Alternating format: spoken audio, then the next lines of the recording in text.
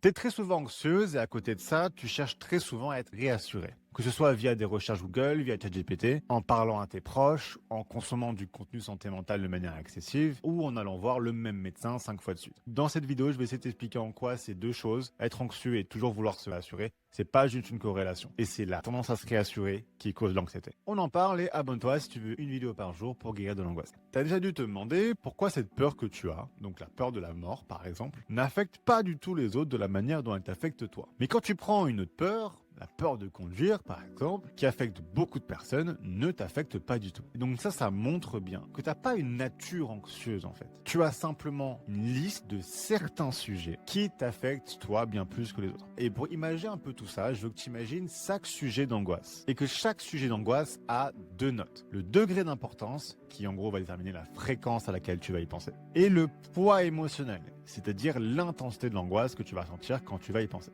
Et elles évoluent à chaque fois que tu ressens une angoisse sur ce sujet. Et comment? En fait, dès que tu ressens l'angoisse, ton cerveau il se tourne vers toi et il se dit vas-y, je vais regarder sa réaction. Et donc si tu réagis, que ce soit négativement, donc en prenant la peur comme argent comptant, mais aussi positivement, comme tu le fais en laissant te réassurer, en fait ça change rien. Que la réaction soit positive ou négative, tu as réagi. Et le cerveau ne comprend que ça, la réaction. Et puisque tu as réagi, il va rajouter plus 1 à ton degré d'importance et à ton poids émotionnel. Et donc, tu vas être plus souvent anxieux et de manière plus intense quand tu penseras à ce sujet. Et donc c'est logique qu'il ne faut pas réagir négativement à une peur. Ça, les gens comprennent assez vite et justement ils veulent trop en faire là-dessus. Mais la chose qui n'a vraiment pas été comprise par la société occidentale et qui sont parfois même encore encouragées par les personnes qui sont censées t'aider ton trouble anxieux, c'est le fait que se réassurer contre une peur va autant l'amplifier. C'est exactement comme une drogue et une addiction en fait.